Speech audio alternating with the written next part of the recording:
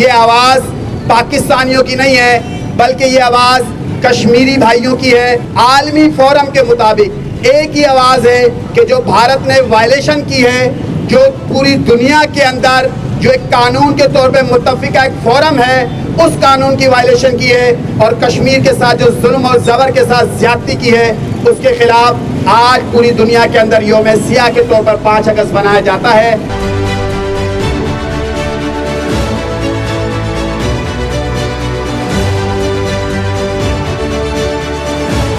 इंसानियत के खिलाफ एक बहुत बड़ा कदम उठाया और उसके जुल्म का ये आलम है कि शायद करबला में जो जुल्म हुआ था उसकी उसने याद दिला दी।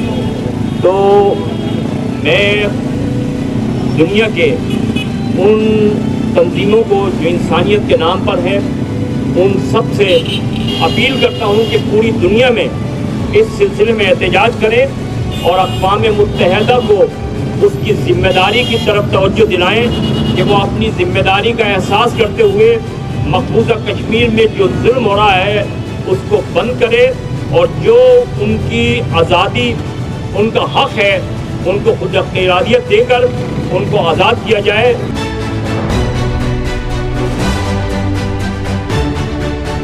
इंडिया के अंदर लाल किले के ऊपर इंशाल्लाह बहुत जल्दी देखेंगे पाकिस्तानी परचम लहराया जाएगा। कश्मीर हमारा था, कश्मीर हमारा है और इंशाल्लाह कश्मीर हमारा रहेगा। पाकिस्तान जिंदाबाद, पाक को जिंदाबाद। आपने देखा कि आज 5 अगस्त को जो कश्मीर के अंदर लॉकडाउन लगाया गया था, उसके कानून को पामाल किया गया था, उसके जो आइन है उसको पामाल किया गया था, उसके हम पुरजोर अल्फाज में मजम्मत करते हैं। अल्हम्दुलिल्लाह पाकिस्तान की 25 करोड़ आवामी नहीं, अरबों मुसलमान कश्मीरी मुसलमानों के साथ है और वो वक्त दूर नहीं जो अल्हम्दुलिल्लाह आप देखेंगे कि इंडिया के टुकड़े टुकड़े हो जाएंगे, इतने टुकड़े होंगे कि इंडिया दुनिया के नक्शे से गायब हो जाएगा।